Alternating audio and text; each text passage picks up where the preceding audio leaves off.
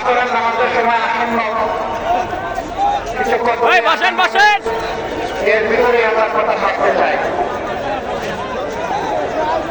আমি আসলে একটা বঞ্চিতার দিকে আসি। আমি এসেছি বঞ্চিত উত্তরবঙ্গের সাক্ষী হতে। একথা করে আগেও যদি জনসভায় বলে এসেছি, একথা বলেছি আমি পঞ্চগড়ে, বলেছি দিনাজপুরে, এখন বলছি ঠাকুরগাঁয়ে। উত্তরবঙ্গকে ভাই দেখি বসন্ত বাংলাদেশের 3 ভাগের 1 ভাগ খাদ্য এখানে উৎপাদন হয়, জল উৎপাদন হয়, সবজি উৎপাদন হয়। সারা বাংলাদেশকে যারা খাবার সরবরাহ করেন তারা গরিব হতে পারেন না। এই মাটি উর্বর, মানুষ পরিশ্রমী, দুরন্তররা তাদেরকে গরিব বানিয়ে রেখেছে। যুগের পর যুগ বৈষম্য করা হয়েছে, ন্যায্য পাওনাটা দেওয়া হয়নি। সরকার এসেছে, সরকার দিয়েছে, নেতা এসেছেন, নেতা দিয়েছেন। হয়তো তাদের ব্যক্তিগত কিছু সুযোগ সুবিধা হয়েছে, কিন্তু জনগণের যা হওয়া দরকার ছিল সেটা হয়নি। বললেন কিছুই হয়নি, না হয়েছে।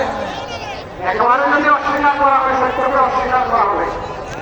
কিন্তু দুর্নীতি এবং দুঃশাসনের কারণে যা হওয়ার কথা ছিল তার কিছুই হয়। যদি দুর্নীতি আর দুঃশাসন না থাকতো তাহলে উত্তরবঙ্গ বাংলাদেশে কৃষি রাজধানীতে পরিণত। এখন সেই পুরানা কায়দায় জমিতে অল্প করে চাষ, ভাগ আমরা পরিশ্রম, অথচ জামানা যুগ এখন বহু এগিয়ে গেছে। এই কৃষককে যদি সহজ শর্তে বিনা লাভে ঋণ দিয়ে প্রযুক্তি হাতে তুলে দিয়ে তাদেরকে বলা হতো আনন্দের সাথে মাঠে ফসল করাও, এই ফসল এখন যা উৎপাদিত হয় তার সম্পর্কে 3 গুণ উৎপাদন। বলবেন যা উৎপাদন করি তার তো মূল্য পাই না, কিন্তু মূল্য পাবো, আপনারা মূল্য পাবেন। যদি দেশ ইনসাফের ভিত্তিতে পরিচালিত হয় তাহলে কৃষক তার উৎপাদিত পণ্যের ন্যায্য মূল্য অবশ্যই পাবে। মধ্য ছাত্রমূল্যরা তাদের কমান্ডে খামখা করতে পারবে। এরপরে এই 3 গুণ ফসল যেটা ফলাবে সেটা তখন সংরক্ষণের জন্য জায়গায় জায়গায় সংরক্ষণাগার গড়ে তোলা হয়। কোন তাড়াতাড়ি মাঠে শেষ হয়ে যায়, পচে যাওয়ার ভয়ে অল্প মূল্যে আপনারা বিক্রি করে দেন। সেই ফল যখন সংরক্ষণের ব্যবস্থা হবে তখন আপনারা করতে হবে। আপনারা ন্যায্য মূল্য পাবেন, আর বাংলাদেশ সারা বছর আপনাদের কাছ থেকে পুষ্টি এবং ফলমূল পাবে ইনশাআল্লাহ।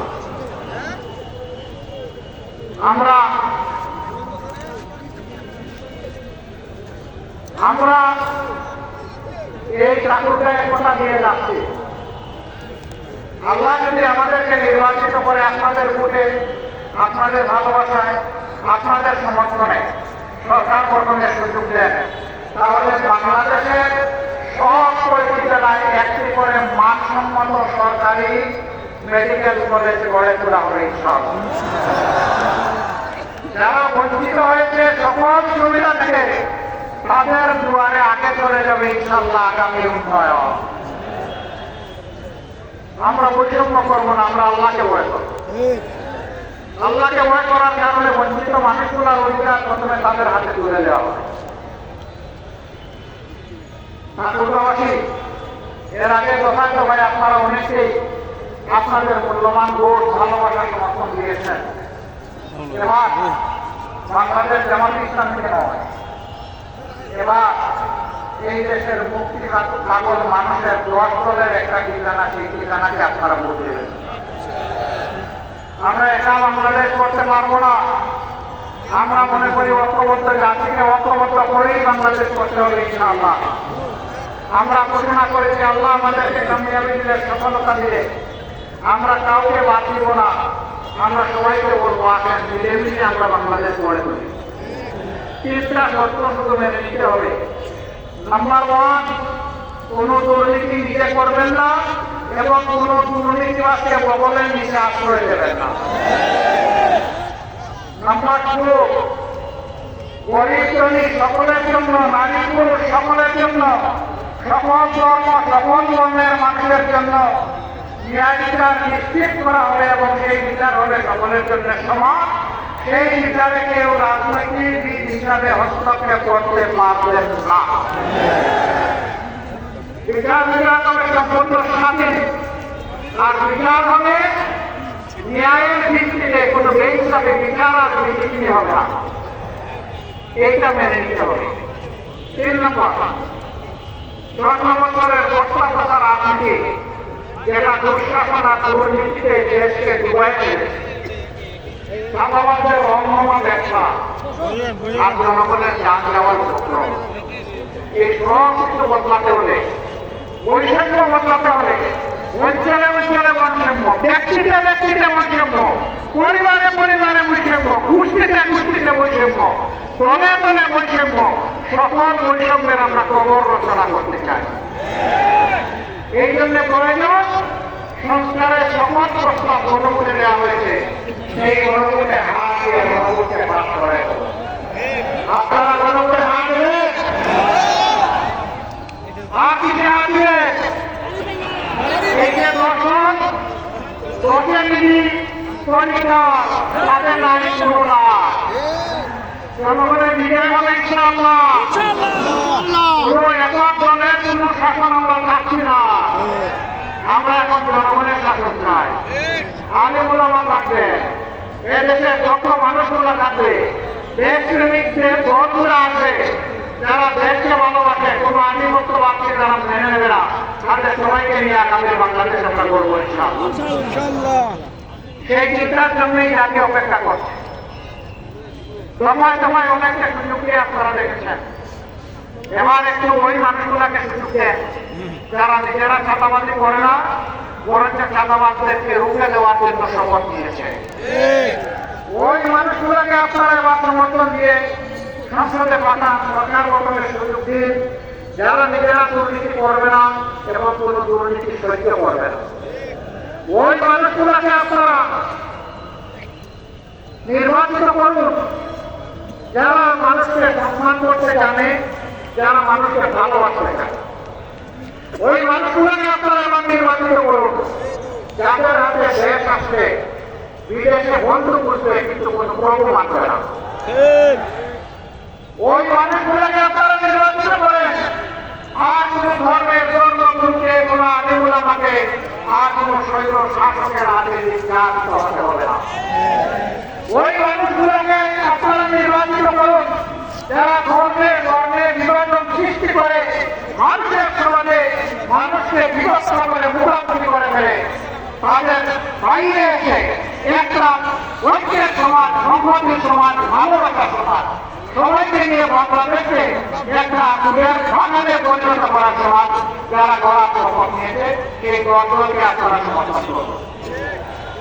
প্রিয় দেশবাসী, যদি আমরা আপনাদের ভালোবাসায় নির্বাচিত হই, তাহলে আমরা কথা দিচ্ছি আমরা ইনশাআল্লাহ আমরা গোটা উত্তরবঙ্গকে বাংলাদেশের গৌরবের কৃষি রাজধানীতে পরিণত করব। এখানে যেখানে এয়ারপোর্ট বা এয়ারপোর্ট হবে, সৈয়দপুর এয়ারপোর্টে আন্তর্জাতিক মানের সংরক্ষিত করা হবে, যাতে শিল্পের বিকাশ এবং এই ইন্ডাস্ট্রি কৃষিভিত্তিক শিল্পের বিকাশ এবং তার পণ্য উৎপাদিত পণ্য সারা দেশে এবং বিশ্বে সহায় করে। এই জন্য কমিউনিকেশন ব্যবস্থাকে উন্নত করা হবে। আমরা দেখতে চাই না বেকারত্বের কষ্ট বুকে চেপে এখানকার সন্তানেরা রাজধানী ঢাকায় গিয়ে বলিতে বলিতে কষ্ট করবে, ঘোরাঘুরি করবে, একটা চাকরি পাবে না। আমরা চাই তাদের এই দক্ষ জনগণ হিসাবে গড়ে তুলে উন্নত শিক্ষা এবং প্রশিক্ষণের মাধ্যমে প্রত্যেকটি ঘরকে একটা ইন্ডাস্ট্রিতে আমরা পরিণত করি। বিশ্বে এরকম বহু দেশ আছে, জাপান আছে, ভিয়েতনাম আছে, চায়না আছে, তারা তাদের প্রত্যেকটা ঘরকে ইন্ডাস্ট্রিতে পরিণত করেছে। তারা যদি পারে, আমরাও পারবো। এই দেশে যারা বলতে থাকে, শুধুমাত্র আমাদের যুবক যুবতীদের হাতে আমরা যদি কাজ তুলে দিতে পারি সম্মানজনক, তাদেরকে কাজ তুলে দেওয়ার হাতে আগে যদি হাত তুলে আমরা করে দিতে পারি। আপনারা জেনেছেন দেখেছেন, আমরা ঘোষণা করেছি যত জনশক্তি গড়ার জন্য আমরা পরবর্তী চাকরিতে প্রবেশ করার আগ পর্যন্ত একজন পার্মানেন্ট হবে। চাকরিতে প্রবেশ করার আগ পর্যন্ত পর্যাপ্ত ট্রেনিং দেওয়ার জন্য সর্বোচ্চ প্রয়োজনে একজন ছাত্রছাত্রীর পিছনে প্রতি মাসে আমরা 10,000 টাকা করে সরকারি শিক্ষাগার থেকে দেব। এরপরে তাদেরকে দক্ষতা দিয়ে বলবো, যাও এবার দেশ সেবা করো, এবার বিশ্বের যেখানে সেখানে যাও, গিয়ে দেশের কিন্তু এরা বেকারত্ব অনেকে বলছে বেকার ভাতা দিয়ে, বেকার ভাতা অপমানে আমরা তাদের হাতে অপমানের কাজ তুলে দিতে চাই না, আমরা সম্মানের কাজ তুলে দিতে চাই। এখানে যুবকরা হাত তুলুন, আপনারা কাজ চান না বেকার ভাতা চান, কাজ চান যারা হাত তুলে আলহামদুলিল্লাহ সবাই একসাথে বেকার ভাতা চাই।